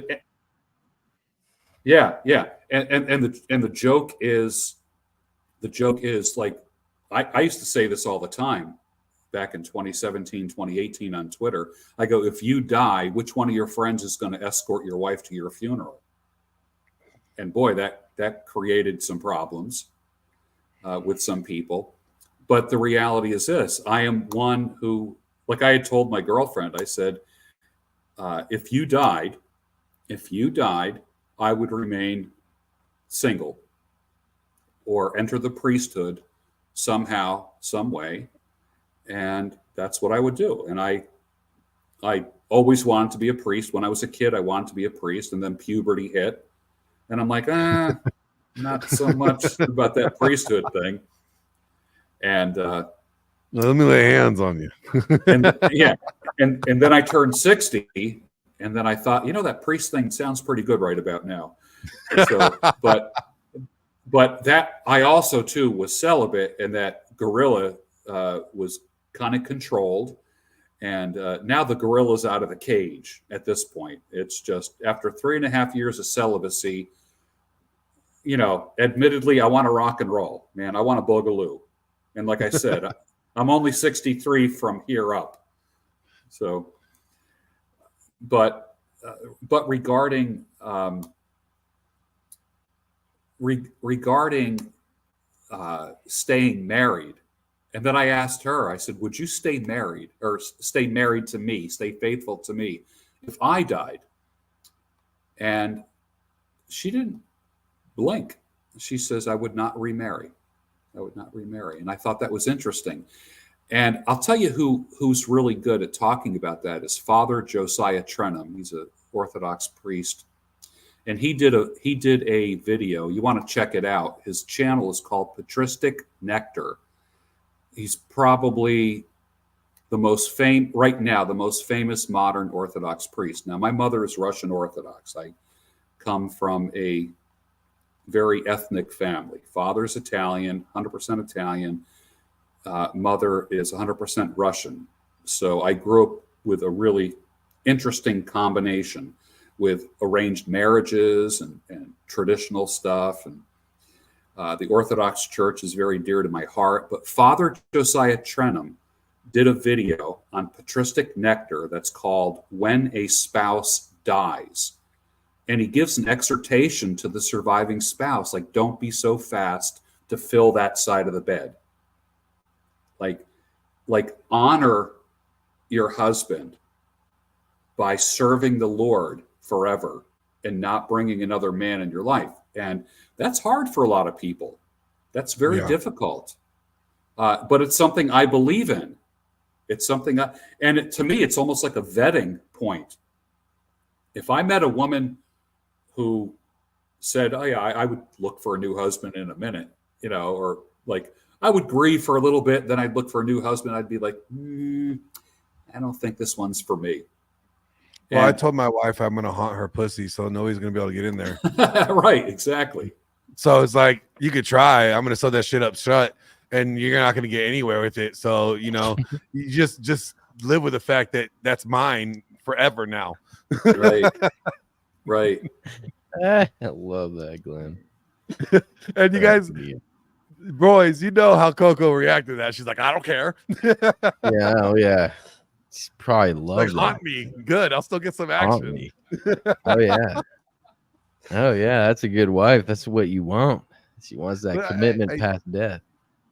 I wanted to bring this full circle because the topic was like, what is a virtuous relationship? And I think that you hit some key points about qualities that both men and women need to have, and they're almost different. They're very different for the sex. Men have certain qualities that they must have to be considered a virtuous man, but women cannot mirror those same qualities. They actually have to have different qualities to be a virtuous woman. And it's the combination of those two that have those virtues that complete a virtuous relationship. Wouldn't you say that's correct, George? Yeah. Very well said. Well, we appreciate you guys so much. Learned a lot on this podcast. It was great to get to listen to you guys elucidate and explain a lot of this lifetime of relationships and experiences. And I hope the guys listening can take some of that away and apply it to their lives and, not have to bleed to feel the pain. There's a lot of decisions that you can make and not have to experience pain by listening to intelligent guys. So thanks, George. Thanks, Glenn, brothers in Christ, wonderful guys in ministry trying to help, remedy the church now and have younger guys know that there's hope out there and also, abide by your faith, really, truly abide by your faith and be committed in the smallest of things, and the big things will follow. Let's keep promoting those virtuous women. I want to George, I would love for you to come out to Vegas. Just ask the boys. I took care of them when they came out here. I did put them to work. I put them on 4 different shows, but we had a great time. And I offer tomahawk steaks. So Oh my gosh. Nice. Shout out to Coco on that. Yeah. yeah, shout out It was to Coco awesome, for George. some hot Do steaks. it. Do it. George, where do you live? He's a Philly. Philly. Okay. West Yeah, Philadelphia, born and raised in the playground where he spent most of his days. No, I'm kidding. Awesome. Well, okay. Oh yeah. So why don't you let the audience know, starting with you, George, where people can find you? We have social medias linked in the description, but yeah. Probably the best place is my YouTube channel, which is called Listen My Son, which is a take on Proverbs of a father who was a king teaching his younger son. I changed the name just from my name to Listen My Son because I want my channel to outlive me, and I want the message to outlive me. I want people to be able to get wisdom from my YouTube channel and from my social media long after I'm gone, years from now. I plan on living to 105, but my, obviously God might have other plans, but YouTube is a great place to find me. I'm on Instagram as well. I'm on all the social media platforms, and a lot of my stuff is very consistent across all the platforms. I cross promote and cross post everything, and I'm really good at promoting other people as well. So anytime you guys want to come on my channel, I'm more than happy to have you on. And it's not about me; it's about the message, and that's what I'm interested in. Awesome. Right on. And Glenn, where can they find you?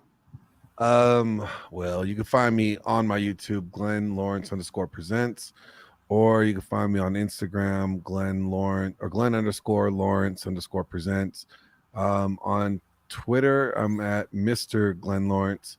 And you can find me on my bro's channel, every once in a while.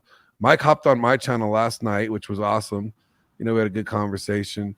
But you can definitely find me always highlighting and putting out the Iron Disciples as much as I can, because these guys, they got it going on. And I am a fan of George. I do follow George low key. I always like listening to his wise wisdom. And you know what, George? I love when you come on the Dragon Ship, like in the chat, and like you chime in. I'm like, I just want to get him up there one of these days. Yeah. So the offer's always open if you want to come on to the Dragon Ship. Thank you. Thank you. We'll definitely send you the link. But yeah, that's where you guys could find me.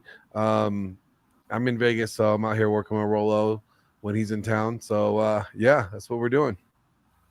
Awesome. Well, thanks everyone, and you guys can stay in StreamYard for a couple minutes when we end the broadcast, and we'll see you next time.